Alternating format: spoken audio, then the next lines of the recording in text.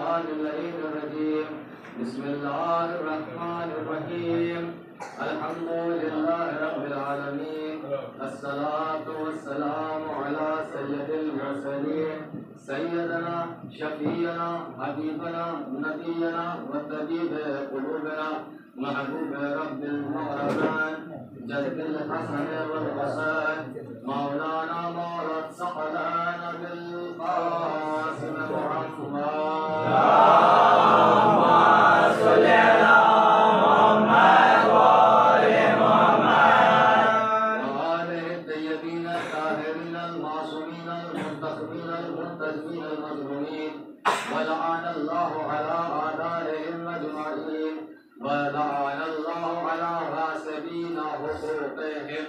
वलअन अल्लाहु अला मुनकिरीन फ़ज़ाइलिहिम व मसाइबिहिम व शुजाअतिहिम व सखावतिहिम व शराफतिहिम व जलालतिहिम व विलायतिहिम व इनायतिहिम व तहारतिहिम व अतशिहिम अजमईन अम्मा बाद फ़क़द क़ाल अल्लाहु तआला व क़ौलुहुल हक़ बिस्मिल्लाहिर्रहमानिर्रहीम इन्नद-दीन इंदल्लाहिल इस्लाम।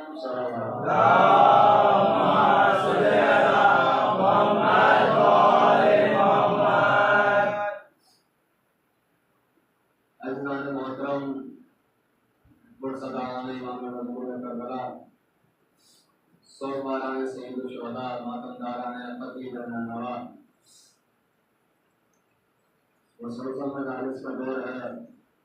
यकीनन आपके दामन इस वक्त दुआए जनाब ज़हरा से भरे हुए हैं, अताए परवरदिगार से भरे हुए हैं। और अल्लाह की अता हर किसी पर नहीं होती, अपने मखसूस बंदों पर होती है। वो रिज़्क़ तो सबको देता है, मगर अपनी मखसूस अता कुछ खास बंदों पर करता है।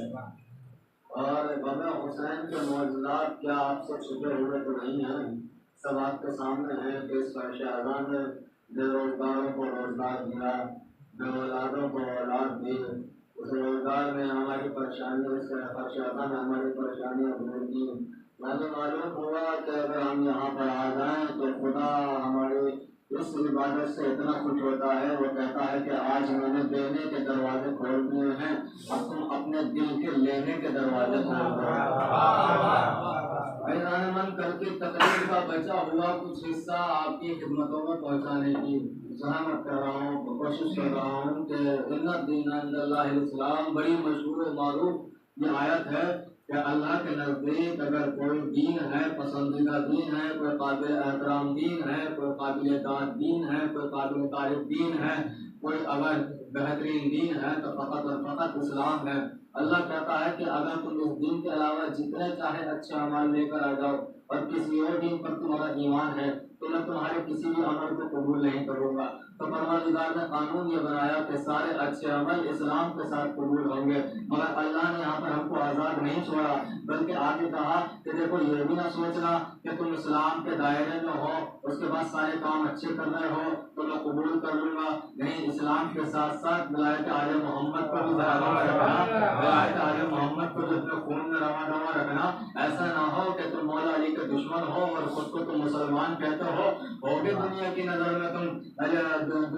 में तुम इस्लाम के चाहने वाले होगे, मगर मेरी नज़र में फ़कत तुम अली के दुश्मन हो तो तुम मेरे दुश्मन हो। क्योंकि अली एक ऐसी ज़ात है कि अगर कोई अली से दुश्मनी करता है तो वो अली का भी दुश्मन है, नबी का भी दुश्मन है, खुदा का भी दुश्मन है। तो अज़ान ये इस्लाम है ना, अब मैं बस आगाज कर चुका हूँ अपनी बात का। ये इस्लाम है ना, अल्लाह ने चंद चीजें रखी हैं। इस्लाम के कायदे क्या हैं, इस्लाम का कानून क्या है, मुसलमान को करना क्या चाहिए, सारी बातें आपके सामने होती है ना। कभी इस्लाम के कायदे ये है कि जो अल्लाह कहे उसे मानो, जो अल्लाह ने हुक्म दे दिया उस पर अमल करो। ये सारी बातें इस्लाम के कायदे कानून में से है ना। तो ये बताइए, इंसान रोजा रखता है या नहीं रखता है, कहाँ रखता है, नमाज पढ़ता है या नहीं पढ़ता है, का बहुत पढ़ता है, का हज करता है या नहीं करता है, का बहुत करता है। मैंने पूछा परवरदिगारा हम जो नमाजें पढ़ रहे हैं, हम जो रोजे रख रहे हैं, इसका सिला क्या है? आवाज आई इसका सिला जन्नत है। मैंने कहा अच्छा मैं रोजा रख रहा हूँ, क्या मैं जन्नती हूँ? आवाज आई जन्नत तो फकत हम मुत्तकीन के लिए है। मैंने पूछा अच्छा मैं नमाजें पढ़ रहा हूँ, क्या मेरी नमाजें कबूल हो रही, क्या मुझको जन्नत मिलेगी? आवाज आई जन्नत तो फकत मुत्तकीन के लिए है। मैंने पूछा परवरदिगारा मैंने ये अच्छा काम कर दिया, क्या मैं ठीक हूँ? कहा ये काम तो फकत मुत्तकीन के लिए है। यानी परवरदिगार कहना ये चाह रहा है मुमकिन है कि तुम रोजेदार हो मगर मुत्तकी ना हो, मुमकिन है तुम नमाजी हो मगर मुत्तकी ना हो, मुमकिन है तुम हाजी हो मगर मुत्तकी ना हो। मैंने पूछा परवरदिगारा जरा ये तो बता कि मुत्तकी किसे कहते हैं? क्या नमाज पढ़ने वाले को मुत्तकी नहीं कहते? क्या रोजा रखने वाले को मुत्तकी नहीं कहते? क्या हज करने वाले को मुत्तकी नहीं कहते? क्या ज़कात देने वाले को मुत्तकी नहीं कहते? बोले नहीं कहते। मैंने कहा तू ही बता दे कि मुत्तकी किसे कहते हैं? आवाज आई मुत्तकी उसे कहते हैं जो अल्लाह की बनाई हुई मुहतरम चीजें यानी शायरिल्लाह की इज्जत करता हो, एहतराम करता हो। यानी तकवे का मेयार ये बना कि अल्लाह के नजदीक जो चीजें मुहतरम है अगर उसका एहतराम कर रहे हो तो मुत्तकी कहलाओगे, उसका एहतराम कर रहे हो तो मुत्तकी कहलाओगे। मैंने कहा परवरदिगारा जरा बात को आसान तो कर दे, जरा मैं मोमिनीन को समझा तो दूं कि मुत्तकी कौन होते हैं, कैसे किन चीजों का एहतराम किया जाता है। आवाज आई तुमने एक ईसाई से बकरा खरीदा, बकरा खरीदने के बाद नियत कर ली कि कुर्बान करना है, जुड़े रहिएगा। मैंने नियत कर ली कि कुर्बान करना है। मैंने कहा परवरदिगारा अब क्या करना है? कब कुर्बान तो तुम बाद में करोगे, पहले इसका एहतराम वाजिब हो गया, पहले इसकी इज्जत वाजिब हो गई, पहले इसकी ताजीम वाजिब हो गई। भाई सिर्फ बकरे का एहतराम नहीं, जो बकरे के गले में रस्सी है उसका भी एहतराम है, जिस लकड़ी से बांधा जा रहा है उसका भी एहतराम है। मैंने कहा परवरदिगारा जब तक एक गैर मुस्लिम के पास था कोई एहतराम ना था, अब ये मेरे पास आ गया तो इतना एहतराम क्यों? आवाज आई उसने अपने लिए पाला था, तूने कुर्बानी के लिए खरीदा है, उसने अपने लिए पाला था, तूने कुर्बानी के लिए खरीदा है। यानी पता चला एहतराम होता है नियत पर, एहतराम होता है इरादे पर। जैसी नियत होगी वैसा एहतराम होगा, जैसा इरादा होगा वैसा एहतराम होगा।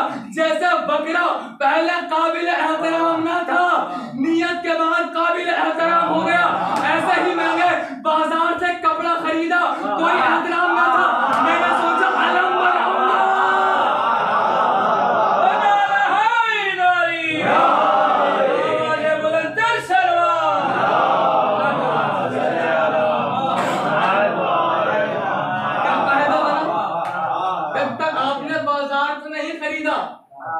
तब तक उसका एहतराम नहीं था।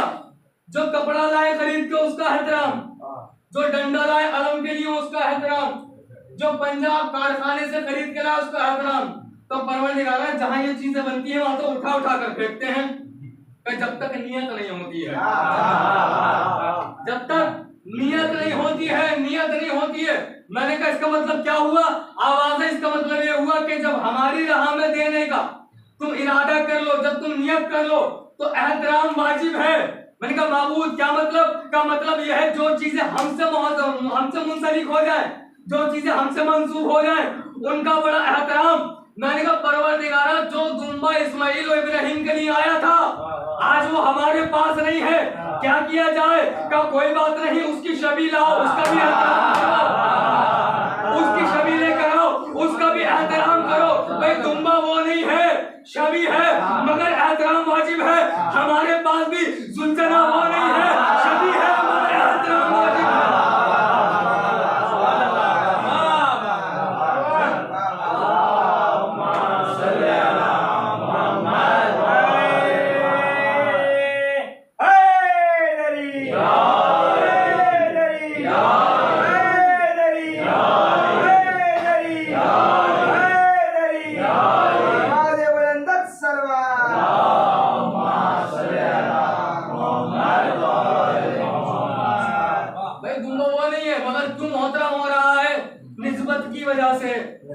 निस्बत की वजह से जो दुम्बा फकत दो मासूमों के लिए आया था उसकी शबीह इतनी मोहतरम, और जिन ज़ुलज़ला पर कभी रसूल खुदा सवार होते थे, जो है आपकी कभी अली मुर्तज़ा सवार होते थे, कभी हसन मुश्तबा सवार होते थे, कभी मौलाए शहीद करबला सवार होते थे।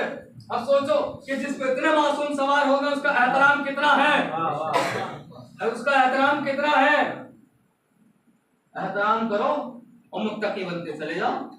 ये तो कायदा बन गया ना, एहतराम करो, अल्लाह से जो चीजें मंसूब है उनका एहतराम करो और मुत्तकी बनते चले जाओ। क्यों? इसलिए अली वाले हो, अली का नाम लेते हो, इमाम मुत्तकीन। किसके मौला है वो, किसके इमाम है? मुत्तकीन के इमाम है। तो इमाम मुत्तकीन कहने वाले को मुत्तकी होना चाहिए, परहेजगार होना चाहिए।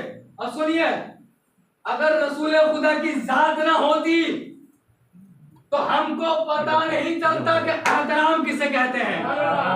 मैंने बहुत बड़ा जुमला कहा है, अगर रसूल खुदा की जात ना होती तो एहतराम पता नहीं चलता किसे कहते हैं। भाई जिब्रील से लेके मीकाईल, मीकाईल से लेके इसराफील, इसराफील से लेके इस्राइल, जितने भी फरिश्ते हैं सबसे पूछो तुम्हारी इज्जत क्यों है, तुम मासूम क्यों बने? आवाज आएगी नबी का एहतराम करके।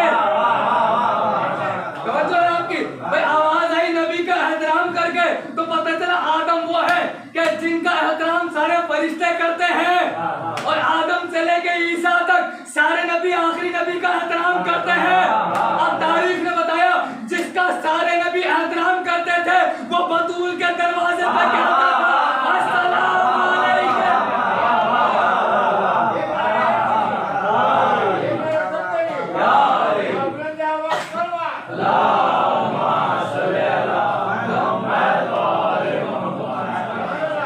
वो कहता था अस्सलाम अलैकुम, अस्सलाम अलैकुम। इसका मतलब ये हुआ कि नबी ने हमको एहतराम सिखाया। अभी मैं इस बात को यहाँ रोकना चाहता हूँ, ये अभी दोबारा इंशाल्लाह इससे कट करूंगा, लेकिन एक बात और कहना चाहता हूँ। एहतराम हमें अहले बैत ने सिखाया, एहतराम हमें कुरान ने सिखाया। कुरान नहीं सिखा पाता अगर कुरान हमने अहले बैत से ना लिया होता। अहले बैत से कुरान लिया, लिहाजा कुरान ने हमारी जिंदगी को सही कर दिया है, बिल्कुल सही कर दिया है। एहतराम करो, माँ बाप का एहतराम करो। ये चीजें बड़ी कम हो गई है मजलिस में। माँ बाप का एहतराम करो। बहुत आसानी से मैं ये बातें पढ़ रहा हूँ आपके सामने कि माँ बाप का एहतराम कितना लाजिम है। माँ बाप का एहतराम इतना लाजिम है कि एक शख्स आया, आने के बाद कहता है या नबी अल्लाह मैं चाहता हूँ कि मैं जन्नत की चौखट का दहलीज का बोसा लूँ। उसे क्या कहे, माँ बाप में से कोई जिंदा है? या तो माँ के कदम चूम ले या बाप की पेशानी चूम ले। अभी चूमेंगे इंशाल्लाह, अगर जिंदा पहुँच गया आपको। कहा ना तो माँ जिंदा है ना बाप जिंदा है। जा उनकी कब्रों पे जाने के बाद सलाम कर, उनके लिए दुआ मग़फ़िरत कर। बोले यही नहीं पता कि उनकी कब्रें कहाँ हैं। हाँ, अब देखिए नबी ने कहा एक काम कर, दो पत्थर लेकर आ, उनको जमीन पर रख, एक को माँ की कब्र समझ, एक तो बाप की कब्र समझ। कब्र है नहीं मगर मंसूब कर दे, कब्र है नहीं मगर मंसूब कर दे। अलम अब्बास का नहीं है मगर मंसूब हो गया।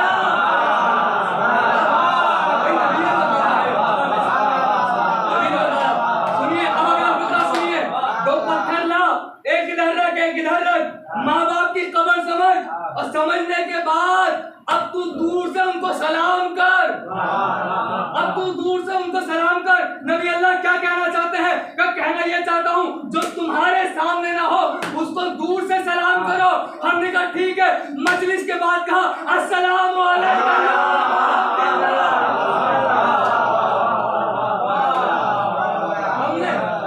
हमने एक भी चीज नबी से हटकर किसी और से नहीं ली, किसी से नहीं ली, हमने नबी से सारी चीजें ली हैं। भाई बड़ा एहतराम वाजिब है। नबी अल्लाह के पास कोई लोग आए, आने के बाद कहने लगे एक नौजवान है वो मरने वाला है मगर मलकुल मौत उसकी जब रूह निकाल रहे हैं बहुत तड़प रहा है, उसकी रूह नहीं निकल पा रही है। नबी अल्लाह गए, जाने के बाद कहा इसकी माँ कहाँ है, और पूछा ना माँ कहाँ है। माँ आई, पूछा क्या तुम इससे नाराज हो? कहा मैं इससे नाराज हूँ। क्या तुम इसको बद्दुआ देती थी? कहा मैं इसको बद्दुआ देती थी। ये मेरा बेटा बीवी की वजह से, हाँ बीवी की वजह से। माँ बाप को तो गाँव के पुराने घर में छोड़ दो जिसमें लेंटर भी नहीं पड़ा हुआ है, हम रहेंगे आराम से सिटी में, ऐसी रूम में फ्लैट होगा बहुत बेहतरीन। हमारा सारी फजीलतें और सारी फैसिलिटीज जो है वो बीवी को दो। माँ बाप का कोई हक ही नहीं है हमारे ऊपर, कोई हक ही नहीं रहा। अब जो भी हक है सब कुछ बीवी का हक हो गया है, ये हो रहा है ना। तो ऐसे का भाई ये बीवी की वजह से ये मुझसे लड़ता था, मुझे घर से बाहर निकालता था। फिर माँ है कभी तो निकल गई होगी बद्दुआ, है ना। अब माँ की बद्दुआ है तो कबूल जरूर होगी, ये याद रखिएगा। खबरदार, माँ की जिंदगी में कोई गलती हो गई तो माँ की जिंदगी में माफी मांगो, और अगर वो माँ मर गई है तो फौरन माँ बाप की कब्रों पे जाओ, उनके लिए दुआ इस्तग़फ़ार करो, फातिहा पढ़ो, माफी मांगो। नबी अल्लाह ने कहा सुन, ये तेरी दी हुई बद्दुआ का नतीजा है कि मलकुल मौत इसकी रूह नहीं निकाल पा रहे हैं। जब तक तू इसको माफ नहीं करेगी तब तक इसकी रूह ना निकलेगी, ये तड़पता रहेगा, ये तड़पता रहेगा, ये तड़पता रहेगा। कहा मैं माफ नहीं करूंगी। नबी अल्लाह ने कहा कोई बात नहीं, मत कर माफ। आवाज दी सहाबा को, जाओ लकड़ियां लेकर आओ। लकड़ियां मंगाई गई, लकड़ियों को आग लगा दो, लकड़ियों को आग लगा दी गई। अब इस मरने वाले को इस आग में डाल दो। औरत थी, माँ थी, कहने लगी नबी अल्लाह मेरा बच्चा मरने वाला है, मरा नहीं है, आप इसे जिंदा क्यों जला रहे हैं? नबी ने कहा तू इसको दुनिया की आग से बचाना चाहती है, मैं जहन्नुम की आग से बचाना चाहता हूँ।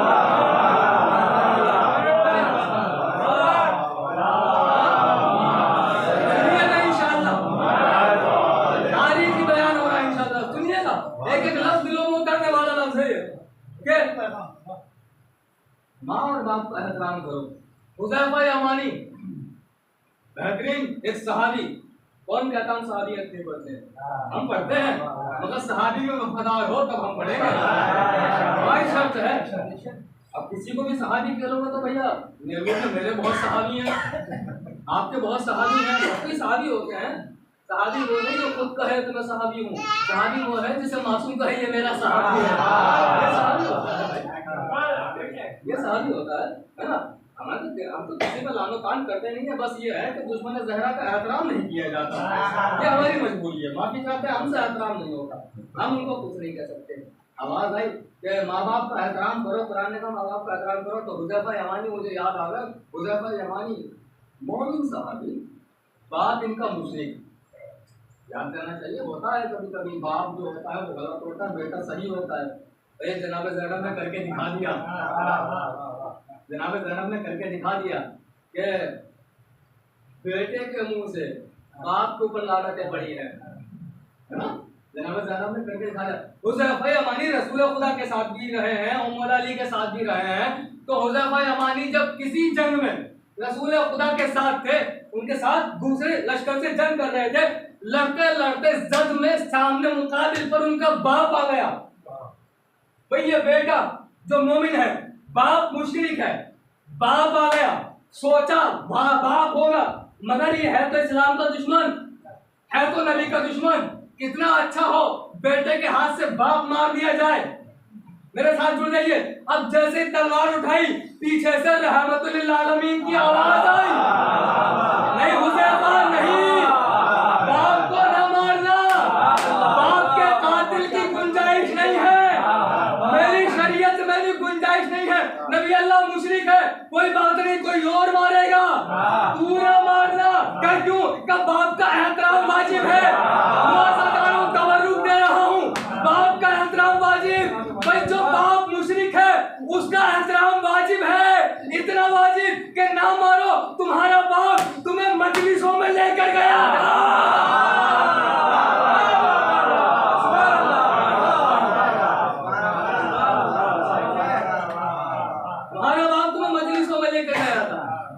जब उस मुशरिक का इतना एहतराम वाजिब है तो तुम्हारे बाप का कितना एहतराम वाजिब होगा।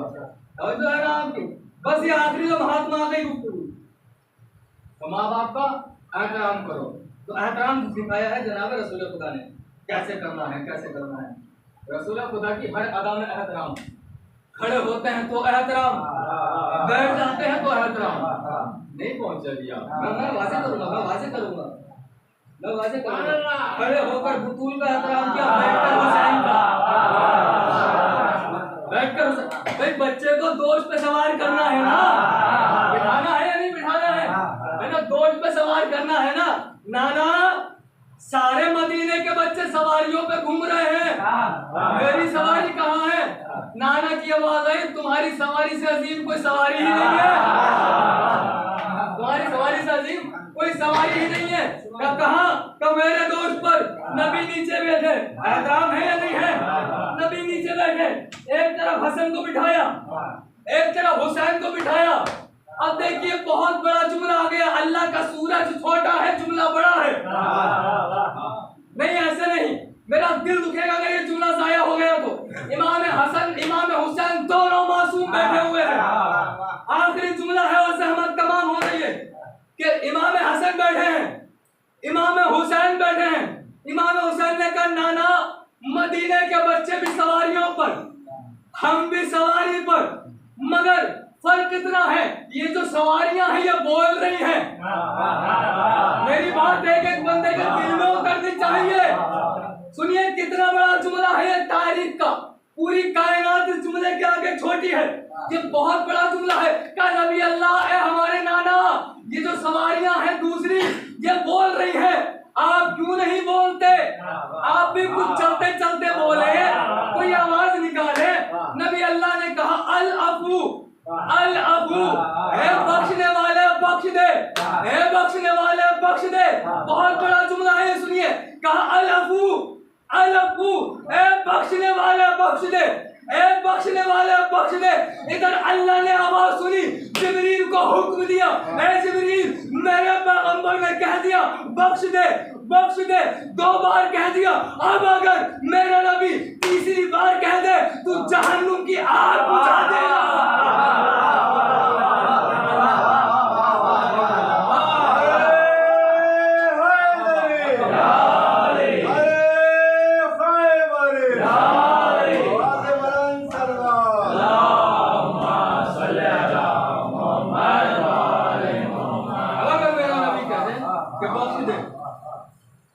जिब्रील मैं हुक्म देता हूँ जहन्नुम की आग बुझा देना।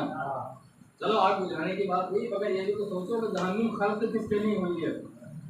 एक तो मौलवियों ने जन्नत बड़ी महंगी कर दी, बड़ी महंगी जन्नत कर दी, इतना डराया है जन्नत के नाम पर। जिस जन्नत को इतना महंगा किया है ना, वो बहलूल दाना ने जमीन पे बैठ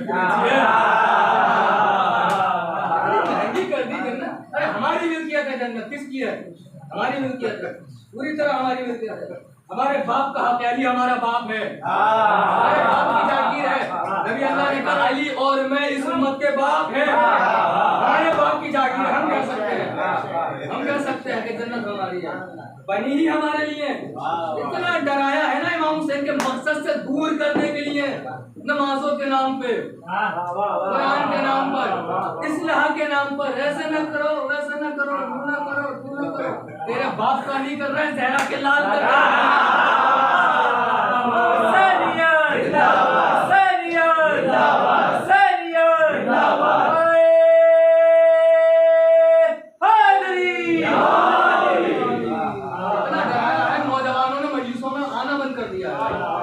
क्या फायदा बड़े बूढ़ों को सुना के, ये तो सुन चुके हैं अपनी जिंदगी में।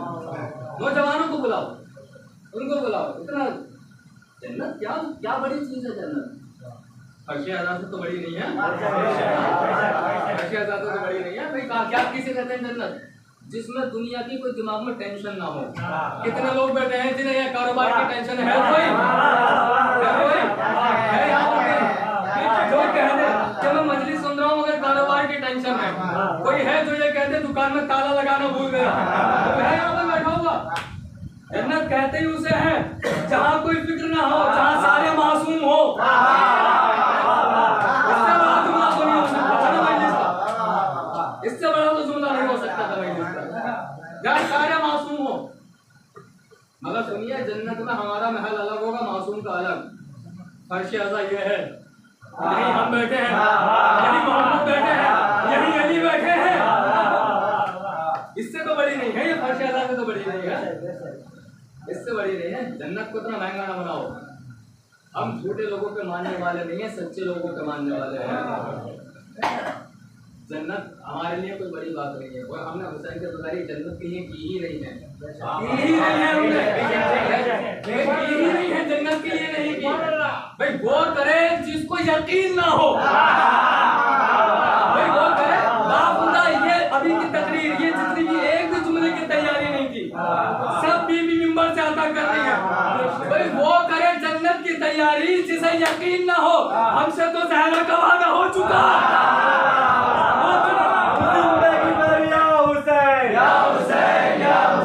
फातिमा के नूरे आए, या हुसैन, या हुसैन, ला इलाहा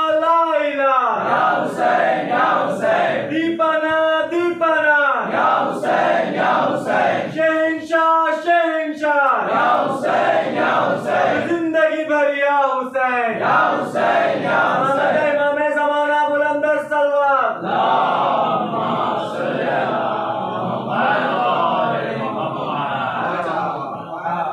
पहचानो पहचानो हमारे लिबासों में बैठे हुए शैतानों को, पहचानो हमारे हमामों में बैठे हुए शैतानों को।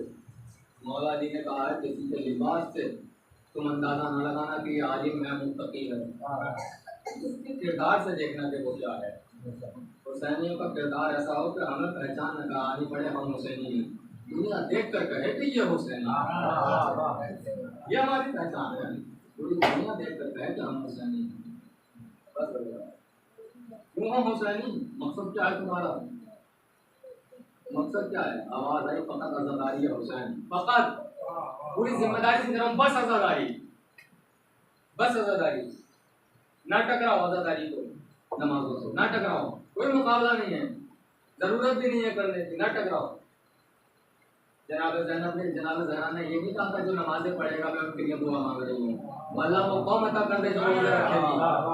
वो नहीं कहा था कि कुरान पढ़ने वाली कौम दे दे, रोजा रखने वाली कौम दे दे, हज करने वाली कौम दे दे, हुसैन पे रोने वाली कौम।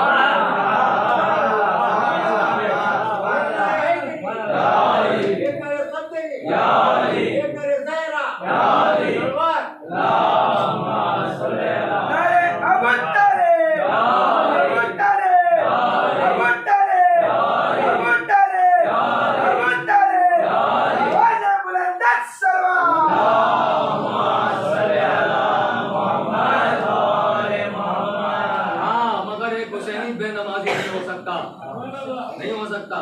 मगर अगर तुम चाहते हो कि मिंबरों पे मैं ये पढ़ूं कि नमाज सुबह की 2 रकातें और दोपहर की 4 रकातें, तो खुतबे में आया करो जुमे के। मैं मजलिसों से फकत फजाइल पढ़ता हूँ, खुतबे में क्यों नहीं आते हो तुम लोग? सबसे पूछ रहा हूँ मैं, बहुत सारे चेहरे बैठे मेरे सामने, क्यों नहीं आते हो जुमे में भाई? अल्लाह कह रहा है कारोबार को बंद कर दो, तुमसे नहीं होता, क्यों नहीं आते हो? कौन सा बहाना है जो अल्लाह के सामने, मेरे सामने नहीं, अल्लाह के सामने क्या पेश करोगे? जिनको नमाज रोजा सीखना, आइए मस्जिद में बैठिए, संडे क्लास रखिए, मैं हाजिर हूँ आधी रात को पढ़ाने के लिए। जिनको जो मसला मालूम करना रखिए, मगर मजलिसों में फकत मसाइल होंगे और फजाइल होंगे, ये याद रहना चाहिए। चाहे आप बर्दाश्त करें या न करें, चाहे किसी को अच्छा लगे या न लगे, हमने जनाब ज़हरा से वादा कर दिया है कि तेरे लाल का जिक्र करेंगे। ये मिंबरों का तरीका है, ज़य्यिनु मजालिसकुम बिज़िक्र अली इब्न अबी तालिब। अपनी मजलिसों में अली का जिक्र करो, औलाद अली का जिक्र करो, बस अल्लाह ने खत्म हो गई ये बात। बस ये आपसे 2-3 गुजारिशें हैं जो मैं कर चुका हूँ कि आप किसी शैतान के बहकावे में ना, किसी के बहकावे में ना। जो माँ बाप ने आपको आज़ादारी सिखाई है उसको बाकी रखिए, उसको बाकी रखिए। जैसे आपके बाप ने हाथ हुसैन के लिए मारा था, ऐसे आप मारिए। जैसे आपके बाप ने खून बहाया था, ऐसे आप बहाइए। जैसे आपके बाप ने अलम उठाया था, ऐसे आप उठाइए। क्योंकि अगर ये बाप ना होता तो आज़ादारी पता नहीं चलती। ये आज़ादारी हमारी जनाब ज़ैनब की तरफ से दिया हुआ तोहफा है। ये आज़ादारी खुदा के लिए, इस आज़ादारी का तमाशा ना बनने दे। बहुत ज़ैनब तड़पती होगी अगर आज़ादारी का तमाशा दे, बहुत तड़पती होगी। क्या मैंने अज़ादारों का हाल देखती यही पूछती होगी मुझसे, क्या मैंने इसी दिन के लिए अकबर का सीना ज़ख्मी देखा था? क्या मैंने हुसैन का कटते हुए गला इसी दिन के लिए देखा था? कितना रोती होंगी जनाब ज़ैनब, कितना रोती होंगी जनाब सकीना लिल्लाह। जनाब सकीना का नुकसान जख्मी है, ना होने देना। जालिमों ने बहुत सता लिया अहले बैत को। खुदा के लिए मेरा अमल है सलाम कि शहजादी रोज़े महशर मुझसे मुंह न मिलाए, कोई मेरा अमल ना हो। ज़ैनब ने बड़े दुर्रे खाए हैं इस अज़ादारी के लिए, बड़े ताज़ियाने खाए हैं। अज़ादारों एक रिवायत पढ़ूंगा, फिर इमाम अली रज़ा की एक रिवायत पढ़ता हूँ। पहले एक रिवायत सुनिए। इतनी आसानी से अज़ादारी नहीं मिली अज़ादारों तुम्हें, बड़ी मुश्किल से अज़ादारी तुम तक पहुंची है। इमाम हुसैन का गला कटने के बाद, अकबर का सीना जख्मी होने के बाद, असगर का गला तीर से छली होने के बाद, कासिम के टुकड़े होने के बाद, अब्बास के बाजू कटने के बाद, ज़ैनब की चादर छीनने के बाद, कुलसूम का पर्दा छीनने के बाद, सकीना का दामन जलने के बाद,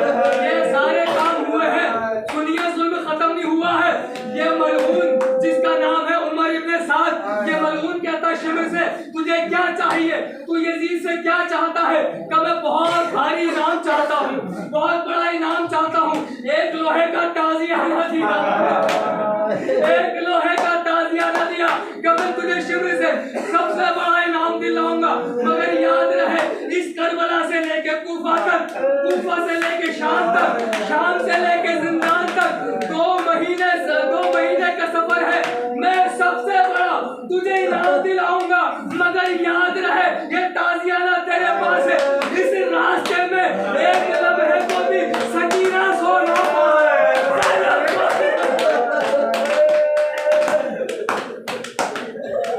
याद रहे, अजरुकुल अज़ारा, जज़ाकुमुल्लाह, जज़ाकुमुल्लाह। अल्लाह कोई बंदा दे, ज़ैनब सो नहीं पाए, सकीना सो नहीं पाए। रिवायत कहती है कि सकीना ने यजीद से कहा, यजीद अब कहाँ सोती हूँ, मुझे तो नींद आने के लिए बाबा का सीना चाहिए, तुमने सर दे दिया। मुझे बाबा के सर पे नहीं, बाबा के सीने पे नींद आती थी। अच्छा डालो, इमाम अली रज़ा गरीब कहते हैं ना, गरीब कहते हैं ना, गरीब रज़ा क्यों कहते हैं मालूम है? ये इमाम का मुकद्दर है, ये इमाम का मुकद्दर है, हमारा मुकद्दर है कि इमाम हमसे छुड़ गए। इमाम ने कहा मैं गरीबों के दरमियान चला जाऊंगा। इमाम को गरीब कहते हैं ना, गरीब कहते हैं क्योंकि इमाम अली रज़ा को आलम गुर्बत में अपने घर से दूर बुलाकर शहीद किया गया। मगर मैं कहूँगा मौला, इमाम अली रज़ा माफ करना, आप भी गरीब है मगर इतने गरीब नहीं है जितना गरीब मेरा हुसैन था। इतने गरीब नहीं है जितना मेरा मौला हुसैन गरीब था। मौला आपको जहर दिया गया अंगूरों में, मौला ने जहर लिया, मौला ने अंगूर खाया। जालिम ने पूछा कहाँ जा रहे हो? कहा जहाँ तू भेजना चाहता है। अब बस तेरे एक अंगूर ने काम कर दिया, जहाँ तू भेजना चाहता है। मौला आप गरीब जरूर हैं मगर इतने गरीब नहीं है कि आपका बेटा जनाजा न पढ़ा सके, और इतने गरीब नहीं है कि आपको कफन न दिया जा सके। रिवायत मिलती है जनाब इमाम अली रज़ा बड़ी मजलिसें करते थे हुसैन गरीब की। एक गरीब दूसरे गरीब की मजलिसें करता था और सबको बुलाता था। देवल नाम का एक शायर है, उससे कहा आओ मेरे घर मजलिस पढ़ो, कोई मर्सिया लिखा है तो सुनाओ। उसने एक मर्सिया लिखा था, उसने एक मर्सिया लिखा और मर्सिया लिखने के बाद इमाम गरीब के घर में मजलिस हो रही है ना, इमाम रज़ा के घर में मजलिस हो रही है। अब वो इमाम के सामने बैठा हुआ मजलिस पढ़ रहा था। हज़रतारों इधर मर्द बैठे थे, उधर पर्दे में औरतें बैठी थी। ये करबला का मैदान नहीं था, ये करबला का मैदान नहीं था जहाँ औरतें बाजारों में हो या मर्दों के बीच में हो।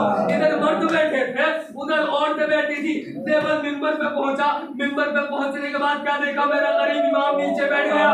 देवल ने मिंबर छोड़ा, कहा मौला वहाँ हक है आपका, वहाँ बैठिए। आवाज आई तू मेरे दादा हुसैन का जाकिर है, तू मेरे दादा हुसैन का जाकिर है, तू मिंबर पे बैठ। कहते मर्सिया सुना, इसने मर्सिया पढ़ना शुरू किया। कहता है हाय ज़हरा आप कितनी गरीब हैं, आपके बाबा को आपसे दूर किया गया, आपके बेटे हसन के जनाजे पे तीर चलाए गए, आपके शोहर को सैयद अबरब में मारा गया, आपके बेटे हुसैन को आलम गुर्बत में मारा गया। पूरा मर्सिया हो गया, शोर मचने लगा। इमाम ने वो पर्चा लिया, कहा इधर मुझे पर्चा दे। इमाम ने एक शेर और लिखा, कहा अब और पढ़। नीचे लिखा था बीबी ज़हरा आपका एक बेटा करबला में रहेगा, आपका एक बेटा खुरासान में रहेगा। इसने शेर पढ़ा, शेर पढ़ने के बाद नीचे उतरा, मौला